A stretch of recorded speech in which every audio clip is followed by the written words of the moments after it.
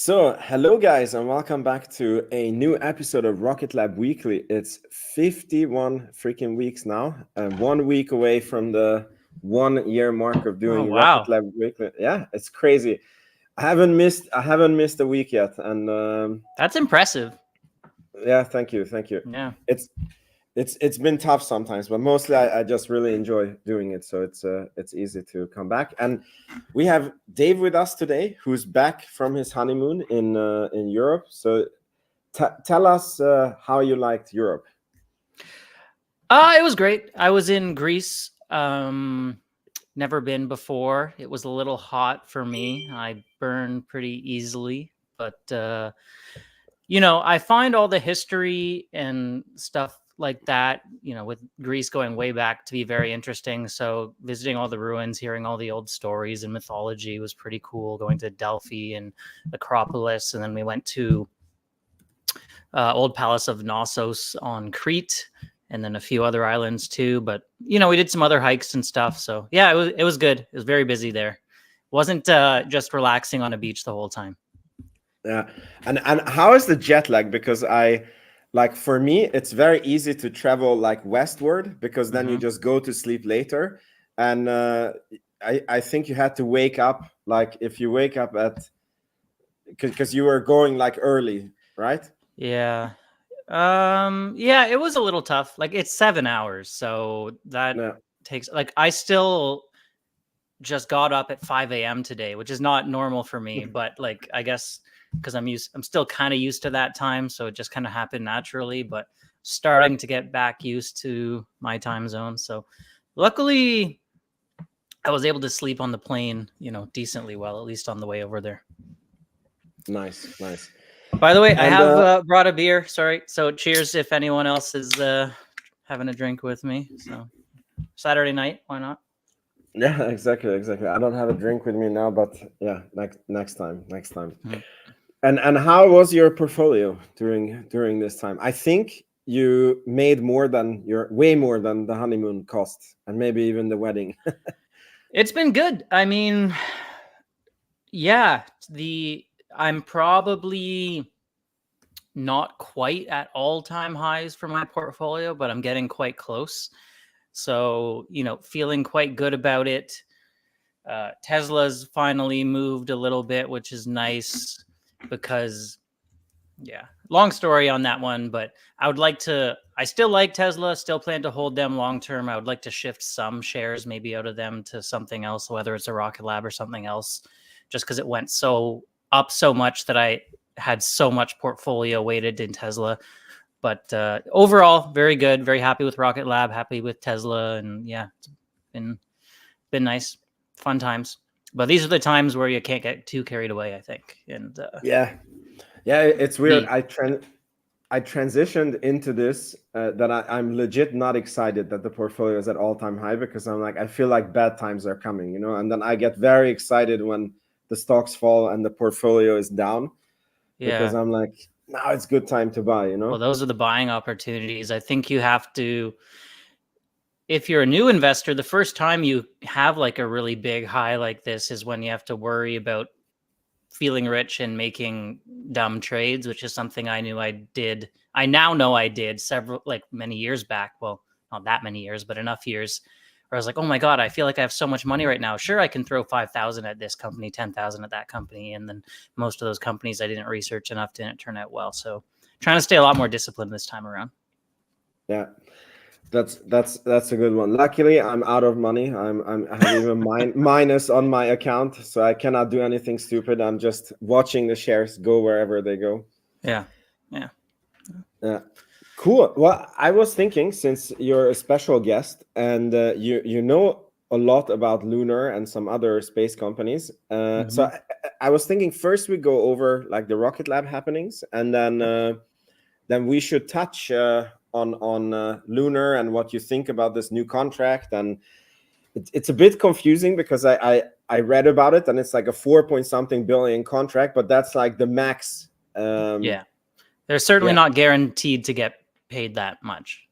Exactly. So. And what I found is that they were getting like 140 million this year, and maybe something Yeah, something like that. 150, I think, over the first few years is guaranteed at least. And then there's likely to be more orders within this program for them. Like how high it ends up going, we'll have to wait and see. But yeah, the 5-ish billion is kind of the cap. But I don't think it will go quite that high. Yeah, all right. So after 1984, thank you so much for your super chat, Vince and Dave, YouTube kings of Rocket Lab. Thank you so much. And Fool's Gold, we were live streaming the launch, and he was like, "I'm so happy you guys are not talking about Lunar. I'm sorry to spoil it, but I promise we keep it only to the end of." Yeah, sure. Yeah, cool. So I think we can begin the Rocket Lab news. Let me just share my screen. I should have done it before.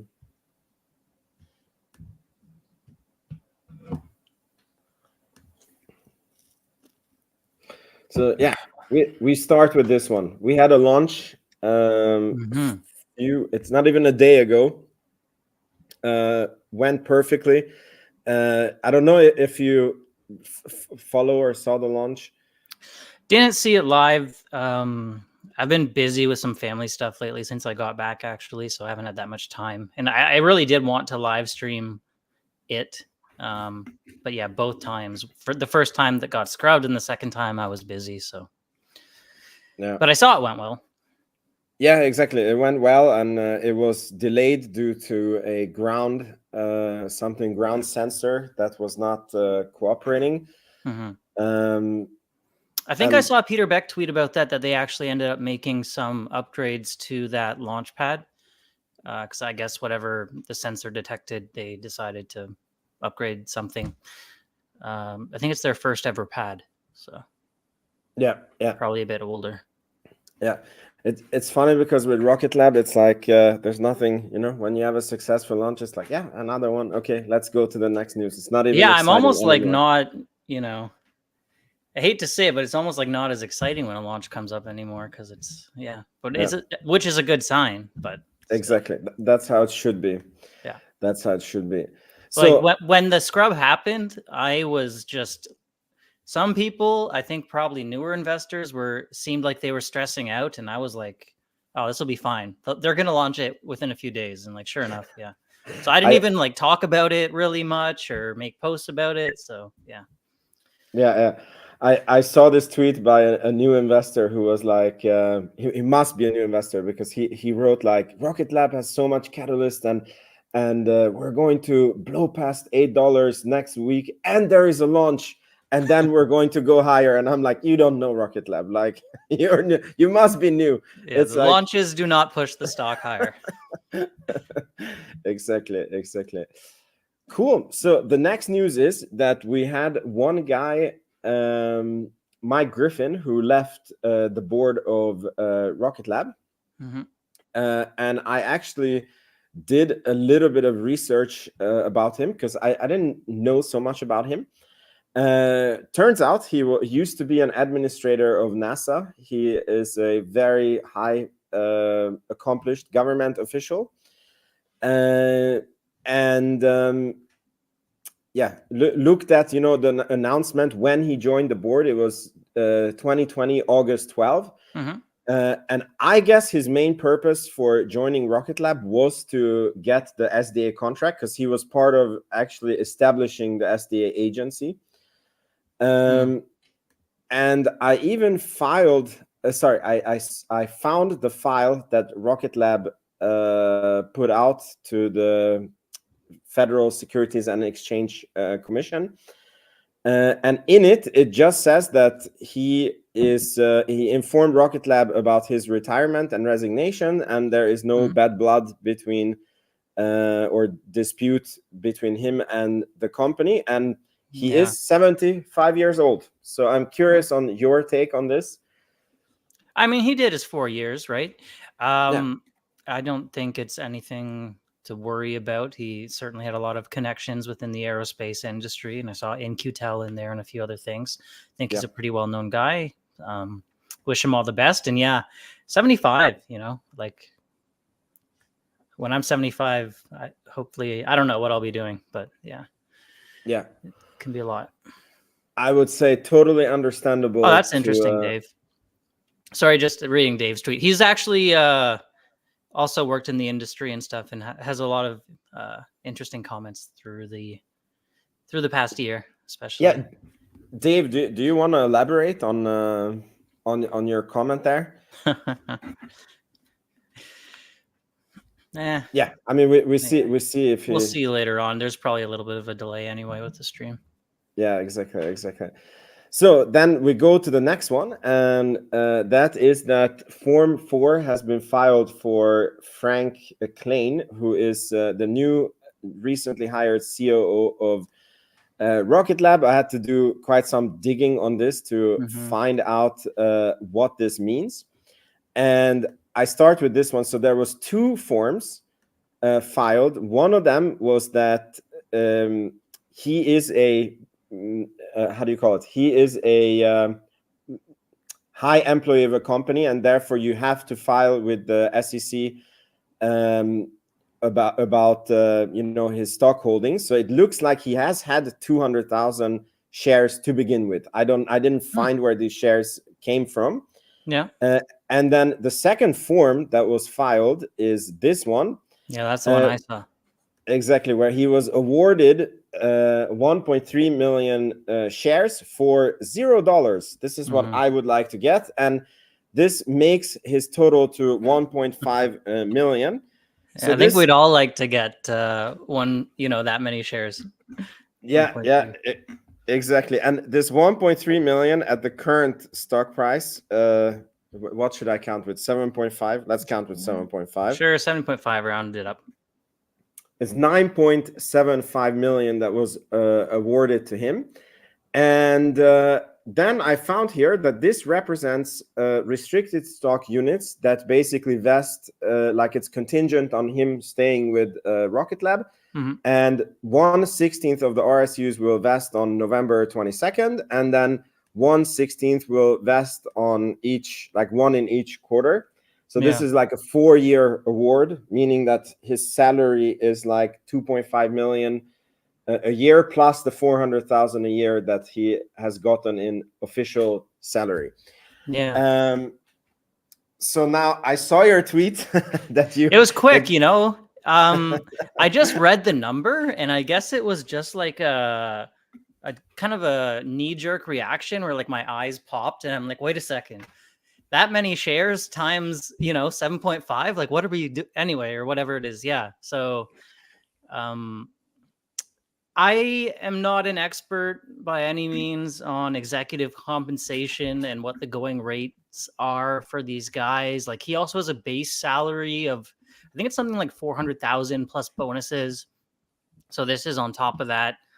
I read from Scott's tweet he will be the highest C-suite level member, so highest paid, I guess. So I guess that, other than Peter, of course, which would mean I guess he's getting more than Adam now, which feels weird to me because I think Adam's great and he's been with the company a long time. But maybe the next contract Adam gets, he'll go higher than this guy. Yeah, so I guess I need to research what other companies are offering, similar companies. But my initial reaction was just like, oh crap, that's some dilution for us there. Yeah. I mean, it does say that this is part of a pre-approved. Says something that it's basically like part of a pre-approved RSU plan from Rocket Lab. I don't find where it says it. Oh, the employee compensation plan or something, whatever they call it. So it looks like that they were using like some pre-approved plan. So I don't think that this is extra dilution other than what was already planned. And then, I mean, these are the small details I have to look into. But and then my second thought is that he's like, if you look at his resume, he's really a top shot guy based on his resume. And like to get such a talent to work in your company, like I guess it doesn't come for free, because it's not like, I don't think he applied to Rocket Lab like, hey guys, can I work for you? I think like headhunters went to him and said like, we need you at Rocket Lab. And I mean, you never know. I did hear, again, I haven't had a ton of time to research like anything lately, but I heard he was from Rivian. So yeah. I think, and he got like, anyway, he somehow ended up leaving Rivian. Someone on Twitter posted that he was forced out. I don't know how true that is, but it doesn't seem like Rivian's, ramp up has been very smooth for them either. Like they've had some struggles. Luckily, I think it was Volkswagen came in with an investment on them, but so some people were a little concerned with his history with Rivian, thinking that production ramp up didn't go as smoothly as it could have, but I'm not a Rivian expert either. Yeah, I mean, look, he was part of, like, before that, he was part of Mercedes-Benz and their global operations, and he was supervising, like, I think, like 13, 14 factories. I found something on his, and my thought on this, that it's like, while he was at Rivian, like, the production went really high. Like, I think they went from, like, I don't know, like a few hundred per week to, like, thousands per week. And when it comes to rockets, like, we don't need to produce 2,000 neutrons per week. Like, I'm very happy with one per week, or even But then on the space system side, maybe you're looking at vastly expanding your satellite, your solar, all those components. So that maybe, I guess, the mass manufacturing expertise could really help there. But hopefully they don't burn as much money as Rivian did with some of their ramp ups, because I don't think that they're working with that kind of a budget. So exactly. I mean, my experience with employees is like, I don't believe in resumes and CVs anymore, because I have seen like people with very bad CVs become exceptional, and I've seen like people with extremely good CVs do like really, really bad. Yeah. So the rule in our company is always like, we try to, like, we pay for the guy to work for like a week that we want to hire, and then if it feels good, then we hire. We don't trust the. I mean, so heard so many stories of people coming in with like impressive sounding things on their resume and letters and designations, and then they start the first week and they just it's not, they don't have the practical know-how. So it's so funny. There was a TV show, I'll be quick about this, Undercover Billionaire. I don't know if you saw. Seen a few episodes here and there, not too much. And then in that one, like, one of the billionaires, like the first one, I can't remember his name, like, he was trying to open a restaurant, and then he had like a girl who came to the interview, and she was like completely tattooed up, and they showed the interview, and she effed up on the interview like insane, And then when they opened the restaurant, like, they hired a manager who was like, had a good resume, like, was supposed to be a top shot guy. And then like the opening day like went horrible, and then like this guy that they hired like basically quit from anger. And then like this lady, who she was like, they were missing people, and then they're like, okay, but if she has time, like, call her also in. And then like she stepped up, like when this guy quit, like she stepped up, and like she was managing everything, and then she ended up becoming like the actual manager of the restaurant. And then this billionaire guy was like, I'm gonna stop doing work interviews, because like it's unbelievable like how effed up this girl did on the interview, and like how good she is on like when it actually comes to work. And so my point is, based on the resume, this guy should do extremely well for Rocket Lab, but I don't believe in these things, so we will see. But my hopes are high. Hope so. Okay, and we have Dave Huntsman, who answered, Mike has never been a pro commercial space, seriously, really. Any benefit he's been able to provide Rocket Lab. His national security contracts, which is considerable. He's almost certainly already been able to pass on, but remaining longer, his bad attitude to startups and commercial space, ecosphere, I guess he means, etc., would not help going forward. I wish him well in real retirement, truly. It's so interesting because when you read his like Wikipedia and you know, like you read about his life, he's like one of the trailblazers of, you know, commercial space. So it's interesting that Dave Huntsman says that. Really? Like, yeah. So it's interesting that Dave Hums was like he's saying that, but I guess Dave like has maybe worked with him. I actually don't know Dave's background, so Dave worked for NASA, I believe. Yeah. So I guess he really knows what he's talking about. Call me Curtis. Good afternoon, gents and ladies. Am I too late for the lunch? Yeah, it's 12 hours late, my guy, but you've been on it. Thank you so much, Curtis. Here is my Rocket Lab brain trust. Love you all, folks. Cool. Okay, we go to the next news, and that is some new contracts that Rocket Lab has gotten. You know, there has been so many people who is like, we're ready to get new contracts for Rocket Lab, and we finally got one this week. Granted, it's a minute contract. It's like $15 million cost plus contract with a ceiling, and it goes all the way to December 27, 29. So it's like, what is that? Over 5 years. That's like $3 million per year. It's it's essentially a piss in Mississippi, but go ahead, Dave. It's a study, right? Like, you know, they're researching things, so it's not going to be huge, but, you know, perhaps it could lead to something. They were talking about larger constellations, I believe, right? Yeah, space solar power advancement for constellation class expansion, which I thought was interesting because, you know, Solero doesn't seem to be the right fit for the mega constellations that only last, like, say, 5 years on orbit, like a Starlink or whatever. They're, you know, higher end stuff. So I was a little confused by this, but maybe they just mean constellation as opposed to mega constellation. I would love to get more details on this, though. What exactly is, you know, going on under the hood here? Yeah, we will see. We will see if we get more details. Maybe in the next interview we can ask them. It's a good find by Space Dock's Twitter account, by the way. People, give them the follow. I think they originally dug that up.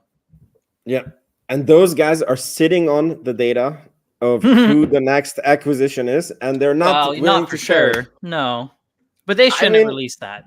Like, I know. I completely agree with them not sharing it, and I try to go and like sweet talk them into like, I promise I will not disclose it. Just let me know. Yeah. But no, they're taking it very seriously, which I think is probably good. It's probably good. I think they probably got a few emails from some people and stuff.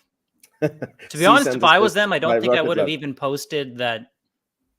Even though they blurted out and stuff, I don't think I would have said, "Oh yeah, when this guy was alt tabbing, we were able to see whatever." Like, anyway. Yeah. Okay, curious what you think. So when they posted, like, it said that the Archimedes hot fire was done only a few seconds, and so many people are like, "Oh, this is why they're not posting the video."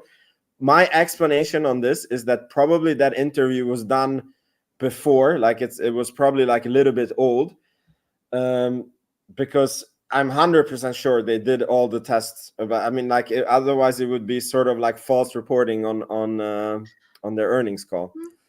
I tend to think they haven't done a duration that long. I mean, I don't think they ever said they did. They said it's 102% power, and they showed a picture. They said they did all the spin primes and showed their tests, but from my understanding, not an engine guy, not an engineer, I think it's pretty common to like work up to things and gradually increase duration. So, you know, it wouldn't shock me if that was true, and I don't think it's anything to worry about if it is true. Personally. Yeah, I mean, I don't know, because, you know, like when you look at the earnings call, like they did give the impression that it was like the tests were like, even if not 100% done, but like done to an extent that, you know, like the concept of Archimedes is working. And then after that, like Peter Beck sounded so confident when he was like tweeting back and forth with relativity about. Well, I think he is confident, and it's kind of just how engine designs go. And he never said we fired this thing for 190 seconds or something. Like That's correct. That's correct. Yeah, interesting. Okay. I mean, I do believe that they have done it. I think that the reason why we don't have a hot fire video with the sound is because all the startups rush out with their hot fire videos to get extra financing, and Rocket Lab wants to be different, and they don't need the financing. And I think it's their own weird reason to not release that video. That's my take on it, but yeah. Okay. Yeah, I mean, we can take this discussion offline and stuff. I don't know how much of how much attention we should even bring to this topic, really, but just given the circumstances around it. But I would say, like, so you're thinking the presenter was lying then? No, they never said on the presenter like when the interview was done, right? So if the interview was like a month old, or like a little bit old, then I didn't think it was old, but yeah. Anyway, I don't know. We're gonna see what happens as we go. We get more information about it. Scott says it was a live Zoom call. Yeah, but were they, because like the Space Talks guys, like they were not at the presentation, right? Like there's somebody like sent them like pictures of the presentation, so that like there is a time delay, I guess, or yeah, maybe. Yeah. Anyway, so let's look at the next one. So Scott actually sent this to me also privately just before Rocket Lab Weekly, and he's like, I got some exciting news for you. So there is a new unannounced inspective launch that has been added to Rocket Lab's backlog. And I asked Scotto, like, okay, how do you know this? And he said that he was like running through his numbers, and then he noticed the discrepancy between like how many launches Rocket Lab says that they have left with Synspective and the contracts. And he emailed them, or he got in contact with investor relations, and they answered that there is a new launch that has been added that was not announced publicly. So this guy is amazing with the numbers. I would have never noticed this in a million years. No, I never would either. But I think, I mean, first of all, good on Scott for catching this, and he's like all over the launch numbers and contracts for Electron, which I love. But I'm also now at the point where I'm like, one Electron contract here or there. Do I need to, is it earth shattering anymore? Do I need to worry that much? Does it move the needle that much? So, I don't look at it that closely anymore, but still good news. I agree. I recently did a video that I saw you commented on about if Rocket Lab needs a capital raise. And, like since they disclosed the business model that 90% of the launch is prepaid before they launch, and that was something that somehow I was never thinking with. And I was like looking at, like thinking through the numbers. And I'm like, when they sell Neutron contracts, if they sell a 10 launch contract, like a bulk launch, maybe they don't get 10% of all the bulk at the same time. But if they get, I don't know, 5%, it's my whole point in the video was that I think that we're going to come to a level where Rocket Lab is going to be cash flow positive, but still not EBITDA adjusted EBITDA positive, because they cannot recognize they only recognize the whole launch revenue on launch. Yeah, but I think you also have to be careful about just adding that prepayment money to their numbers. Like there's a reason it's separated out. They still have to in some cases build the rockets. They still have to do the launch. And yeah, like I think when they point out all that stuff, it really goes to show like how committed the customer still is, and how they're not backing out. But I don't know if you should consider it like, revenue they made say this year if they haven't provided the launch this year. Yeah. I mean, it's more like that. For example, in my head, it was like, okay, they're going to spend 300 million on Neutron development, right? And then they're going to have that first launch. And I was thinking, okay, we lost 300 million, but I'm like, if they get paid on the first launch, I don't know, 30 million, 40 million, something like that from the customer, that is like not money I was thinking with, right? And then if they start selling Neutron contracts, it's very like cash flow neutral for, like, it's not that, the money will continue to dip down until because the bookkeeping is not in sync with the money, like Yeah. I mean, I think Neutron will certainly earn back its development costs. It won't take very long. You look at a New Glenn. I mean, I don't even want to know how much money it's costed to develop that rocket. So if you think about what it takes to just earn that back, it's a different scenario.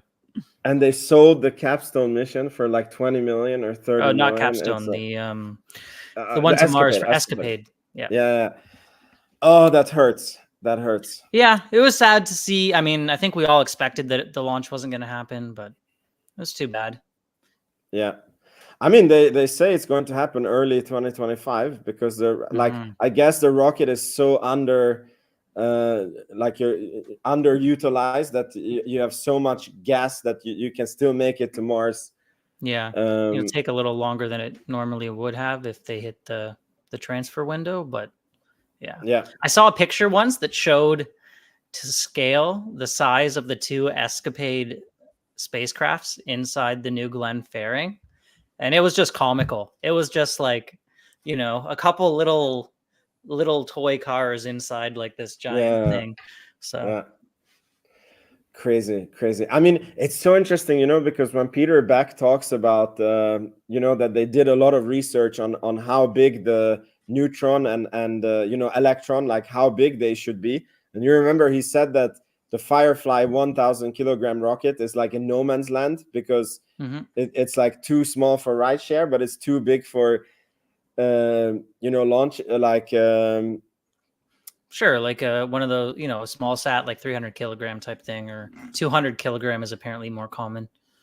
Exactly. And then when you start seeing this, that okay, like you have a New Glenn, which is like a 27 ton, I think, to LEO vehicle, and it's like being used to send something to space that is like less than 1,000 kilograms, and you're like, Jesus Christ, that's a lot of empty like unutilized power, you know? Yeah, I mean, New Glenn, it has to send them to Mars as opposed to just LEO, but I'm sure that, lots of capacity. Yeah, exactly. Cool. So now we come to the lunar contract. We finished. Who's my friend who didn't want anything? Was it Fool's Gold? Didn't want to hear about it. Yeah, anyway. that's him. Let me just share the tab. So when I saw this and you did the video of like, I bought the shares because I knew this contract was coming. I'm like, I watch all of your videos and I'm like, it wasn't clear to me. I'm like, if you would have said, guys, this contract is coming, I would have bought something like call options. No, I could have. Sorry about this Fool's Gold, but I thought I mentioned it. No, it was a tweet. And Francisco actually saw the tweet and he was like, yeah, I'm thinking of buying some too. And he did. Small position. But I was a little unsure because the company was so confident that they were going to get this contract. Like it was clear in the earnings call. The CEO was kind of talking about it like as if it was a foregone conclusion that they were going to get it. So it wasn't so much that I was worried they wouldn't get it. I was just wondering, is that already priced into the stock, which I wasn't sure about. Like, if it's so clear to me that they're getting it, is this clear to everyone else that they're getting it? And maybe the stock won't actually move when they get this contract. So, I didn't buy a huge chunk of shares. Plus, like a few weeks before this, Lunar I wanted to buy a bigger call option, but then the Reddit Wall Street Bets got a hold of it and it went up like 50% or something. So I made it a smaller purchase. But yeah, great for intuitive machines. Should help with communications for NASA's Artemis and the moon, and improving the near space network. So, but I think this goes to show that those of us who follow space closely and these space companies, things that are obvious to us, we can still trade on it, and they may not be obvious to the financial Wall Street people out there or other people, and they can still move the stock. So, yeah, I must say that was a big lesson for me, because, yeah, like because normally on normal like it's interesting how early we are in the space universe, because in normal companies, like for example on Palantir, we knew like 3 years ago that the NHS contract was coming, and it was like people were following, the decision went from this board to this board, and like now it got delayed three weeks, so the fact that this contract could just fly under the radar, and you could trade on it is well, certainly wasn't flying under the radar to people on the Intuitive Machines Reddit page, or people watching the earnings calls, but still moved the stock 50% in one day. Obviously, I wish I had bought that call option. The thing is, like, we even knew when it was coming, because on the earnings call, he's like, should be by the end of August. Now, it ended up coming in like 2 weeks late. But if you know when something's coming and that it will happen, like, usually you can, make some money off that if the markets discount it. Yeah. So can you do like an elevator pitch on Lunar? Like, what is it that they're trying to do? They're financing. They're like, Are they a good company to invest, or is it? Yeah, I mean, I can. It's one of the more recent space SPACs. So with the symbol Lunar, it should give you an idea. NASA's got this Artemis program going, kind of in a bit of a competition with China and Russia to set up new lunar bases, and Intuitive Machines really just wants to capitalize on, this new lunar economy and get tons of contracts and work around the new, they call it a cislunar economy. So like, I guess, to the moon. That comes with a lot of risks. So their cash balance is quite low, which is why I didn't buy earlier. And I'm still a little bit concerned about it. Definitely not, without risk. It's definitely a very risky play. The other thing is there's a large single customer risk, which is NASA, because NASA's basically their only major customer. They do sell some space on their lunar landers to other commercial companies and stuff like that. So I don't know if you remember, it was in the news a while back, I think probably like 4 months ago or something. They sent their first lunar lander to the moon for NASA, and it was mostly successful. It kind of landed on its side apparently, but overall they did pretty well, and I feel like they kind of proved themselves in their technical problem solving skills. So there's a bunch of different things they have on the horizon. I do wonder, the moon's great, but like, what if an opportunity comes along they'd like to bid for that's like in Leo or something? Are they just gonna pass that by? Like, you can be a space company and do other things. So the lunar thing is cool. And by the way, I think they have a lot of really tight ties with NASA and former NASA employees there, and they seem to get a ton of contracts from them. So, that's good. And so, I mean, this is, the market cap of the company, something like 1 billion. This contract alone could earn them more than $1 billion in revenue, maybe a couple billion over 10 years. They've got several more lunar lander missions coming up, and we'll see where things go. So a question: do they make, because on the landers, like they manufacture their own landers, right? They made the lander. It launched on a Falcon 9. Okay, so they don't have keys to space, so they're reliant on. So maybe this contract can benefit Rocket Lab, because well, I assume if they're building satellite communications and relay satellites for the moon, someone's got to launch it. So, And the satellites, do they build it themselves, or do they contract it out to? Well, I know they're subcontracting the satellite buses. So I think there was some news about who they were subcontracting that to. But it wasn't Rocket Lab. No, we would wasn't know L3. if it's good. Yeah, I'd have to double check. Okay, But, okay. yeah. Okay, interesting. And they are an interesting company. High risk. And this first, so what this contract that they won is basically like a moon, like a Starlink for moon. If I wanna really, sure, you can think of it that way. It'll definitely help with communications for Artemis and things going to the moon. NASA's Near Space Network is something that already exists, I believe, and handles communications for things like Hubble and ISS and all that. And this will definitely improve their capacity and, help out with moon-based stuff. But again, this is just, it's not the stock I know the most about. Yeah. I mean, I just knew nothing about it. I want to be better on the general space economy, but it's like a very big, it's a big subject. Space is not small. Yeah. Greg, if you're talking about like an instantaneous launch window, that means like they have to launch right at that second. So for whatever reason, like if there's a delay with fueling or whatever, or weather, they can't wait like 30 seconds and then launch. It has to be like now or never, or they wait till another day and try again. Yeah. Anyway. All right.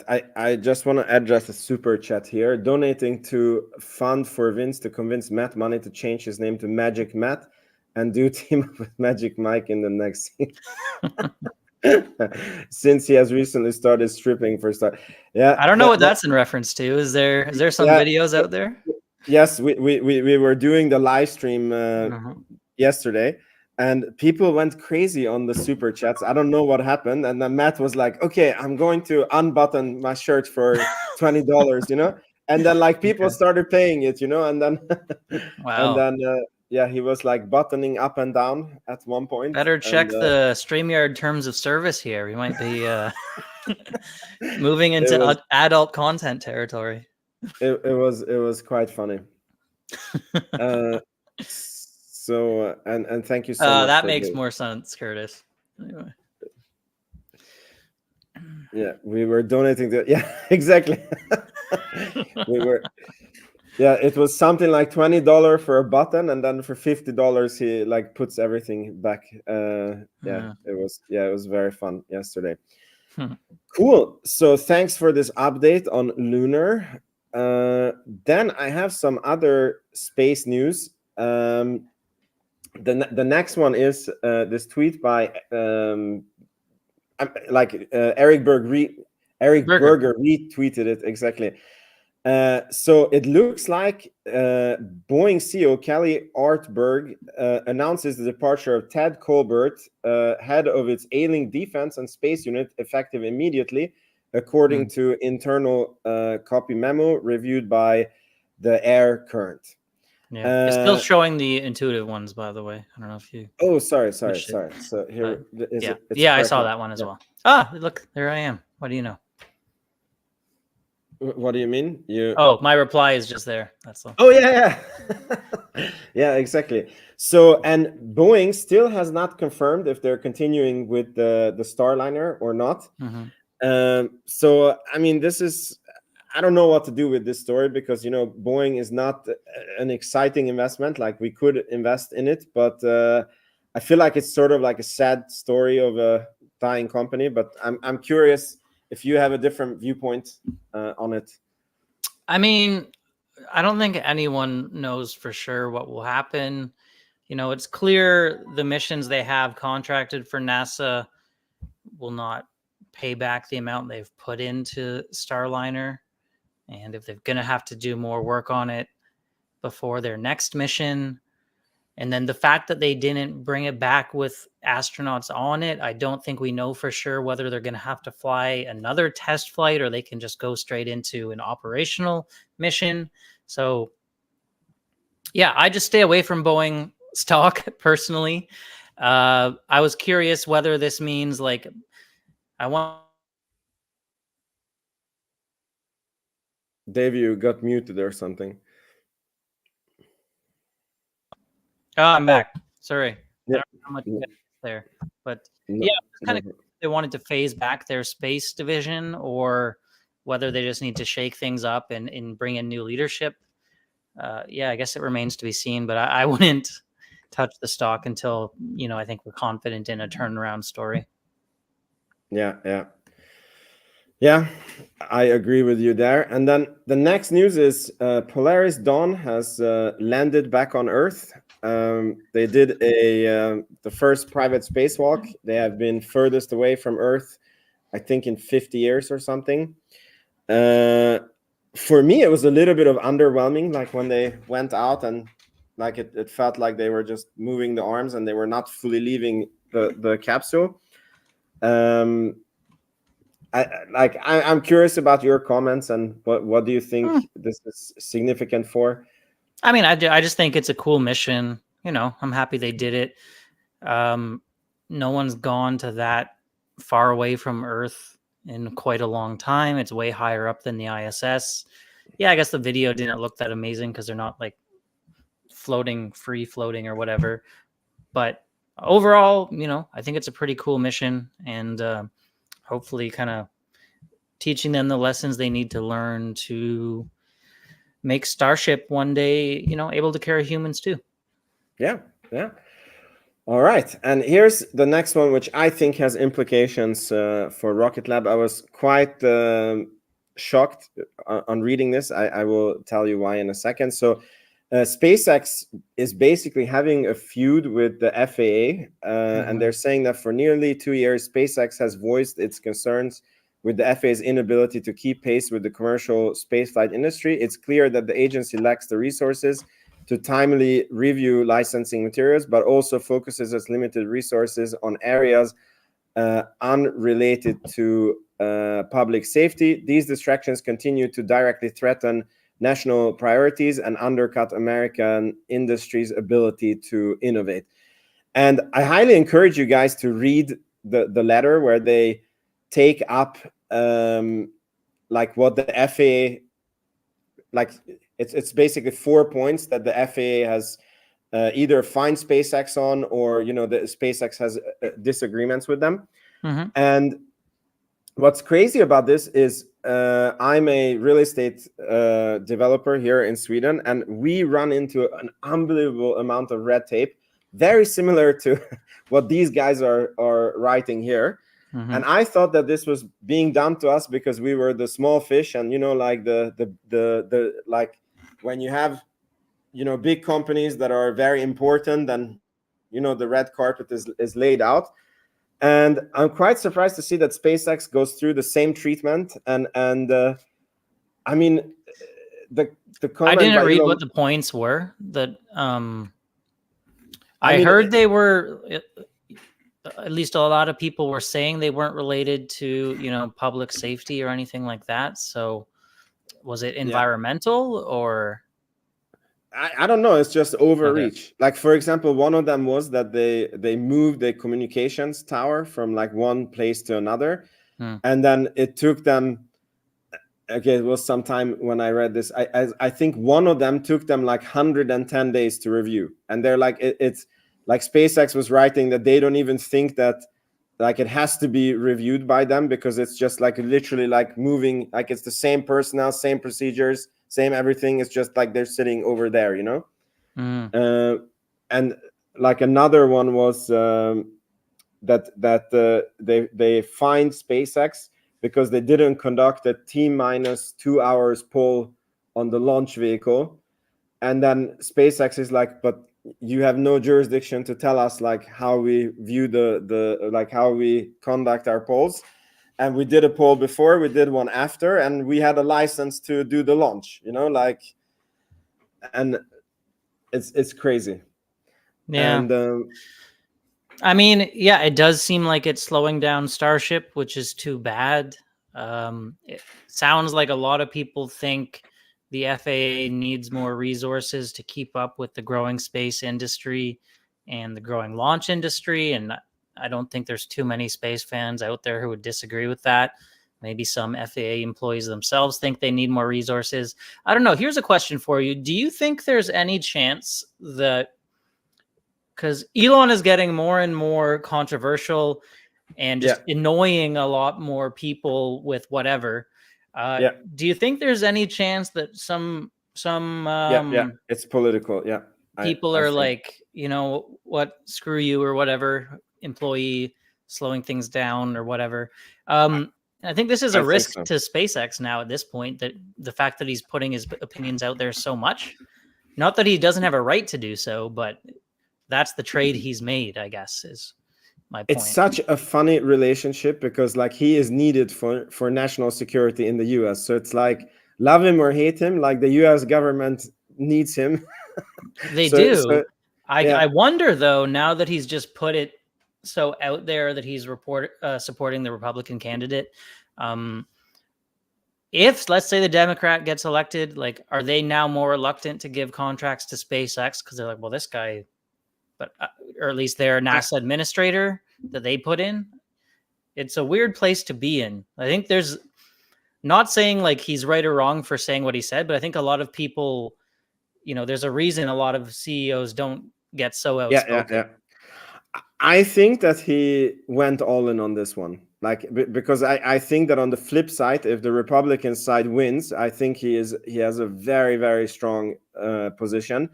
And I think that he never, like, he doesn't strike me as an ideologue. Like, what I mean is that like I think that he calls out the things as he sees them. So if he would make a flip back to the Democrat, like let's say Trump would be elected and he would be effing up, I think he would also call him out. Like, he doesn't strike me as someone who would be a lapdog for Trump, right? So I mean, I didn't think so either. And I don't know. I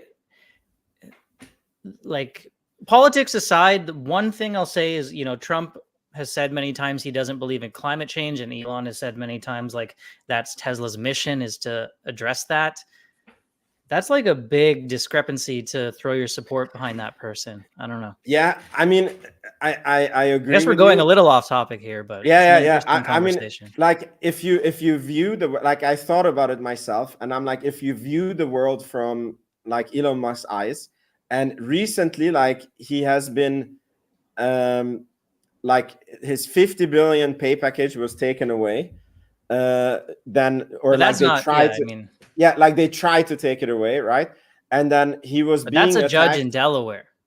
Yeah, I know, but I think it's political, right? Like, I think it's a revenge for him buying Twitter, and then like Tesla is being like, there is this bogus lawsuits going against his companies that are like, you know, like this glass house that they built at Tesla. And then SpaceX was sued for not hiring like illegal immigrants. And then they're not allowed to hire illegal immigrants. Like, I literally saw like a conference where somebody asked, like, how come you only have American engineers? And there's like a lot of foreign engineers who are like brilliant. And Musk said, like, yes, and we want to hire them, but the rocket industry is considered like a national security, and only US citizens are allowed. Like, and he thought that it was a very big negative, right? I mean, that impacts like every rocket company too. Like, Rocket Lab has had issues with that as well. But I mean that, like, it's funny that then they are being sued for like not hiring foreign nationals, you know, when they cannot. So it's like, so I think that he just feels life is easier with the other guy in power, and I think he went all in on it. You know, I don't know what will happen to him if Trump doesn't win. I do feel it's becoming a risk to SpaceX. That it wasn't 10 years ago. Yeah, I mean, I do think that the T-Man is going to win. So it's we see what happens, but I think it's not an insane bet that he made. You know, it's we'll see. We'll see how it plays out. Okay, let's see. David Huntsman. Elon, but Dave, okay.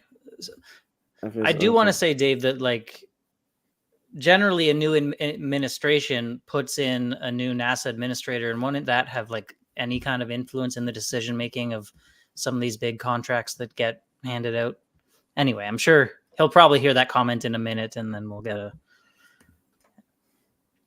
Yeah, I mean, I think that the upset is that Dave Huntsman, when I read the SpaceX things, it's like that they cannot process a launch license for like 110 days that they're being pre-notified on, but then they have the personnel to go after and go back in time and find SpaceX for not conducting like a launch poll, T minus 2 hours. And I feel that, okay, like if you have limited resources, then why are your guys focusing on something that is like, we could argue how important this is,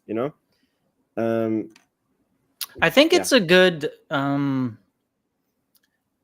just say Eric Berger's new book just coming out. I don't know if it's out today yet. Has a great epilogue, I think. I don't know if it's out yet, so I won't say like what it's about, but yeah, I think people should read it for sure. It's called Re-Entry. I want to read that book. It's interesting book. Yeah. Cool. I think let me see. Trump might just gut the entire agencies if Elon is in charge of that. I could foresee NASA becoming a shell, and we are in generational super cycle of change. Yeah. I don't know. I think every election, it's always like, oh, everything will change after this, and then the election happens, and regardless of which side won, it's not that much really changed, I noticed that also, that I think that, like, let's put it this way, like if the US GDP goes from 2% to 4% growth because of Trump, like in political circles, that's like a major achievement, right? But that means that you as a person, if you earn more than 2% a year, then you have outdone the GDP or whatever Trump has done for you, And like in my personal life, I have been able to way outdo a 2% growth, So in that way, I do feel that it's like you are way more cause over your own life than Trump or Kamala is. Sure.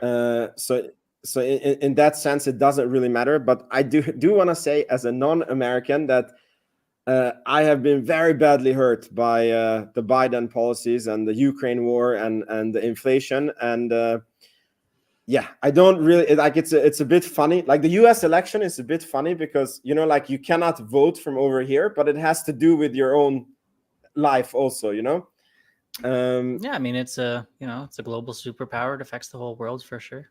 Exactly. So the Biden economy was the first one where I had a very hard time to and you're sure it's all Biden's fault, eh? I mean, it's not all his fault, but I do believe certain things would not have happened or would have happened differently. And yeah, and again, it's like it's my own anecdotal experience, and I'm not even sure that with Kamala it would be like I'm not so afraid if she wins, right? Like I mean, I think Biden was somehow like super unlucky or super incompetent or whatever you want to say, but I do think Trump is going to. I'm just reading the comments, and we're like we've gone full political here. Really? We're now a political show. Stream. Yeah. Okay. Yeah. All right. We leave that. Dave G has now far left worked for Canada with Trudeau. Are you? Whatever. We don't care about the. I don't know. If you want to talk about it. I mean, his popularity is pretty low right now, I do have to say. But were you on the thing is, the Liberals are not the farthest left party we have. Like, we're not a two-party system like the States is, and there's another party further left of the Liberals. So I don't know about it being the far left, but it's the left. Yeah. It's funny. It's also like in Sweden, politics. It's also similar that you hear in the radio like left and right, but like in Sweden, even the right party that is currently in power, it would be like left in the US. So it's like your choices are like little socialism or super socialism or communism, and that's like the socialist, like the little socialist is like our far right. Yeah, I don't know. I don't like to get too much into politics, but I guess I will just say I don't even know how we're getting here, but I think maybe the US would benefit from having more than two parties. Like a while ago. No, I'm not even going to go there. Never mind. I'm not going to. Yeah. Anyway. Yeah, but I mean, look, you're I don't know. I think you're saying what a lot of people think and has said, and yeah, I don't know how much of a but we're not US people, so maybe we just anger half the audience. Yeah. They're like, well, that's the thing, is you're always going to anger one half, I think. But yeah, exactly. Cool, Dave. I mean, I think this was a cool talk. I don't know if there's anything else you want to add for this week's Rocket Lab Weekly. I don't know. Come back next week for the next politics political season. We're turning into the All In podcast. Exactly. Cool. Well, thank you for being here, and thanks for everybody being here, and hopefully see you guys next week. See ya. Yeah, ciao.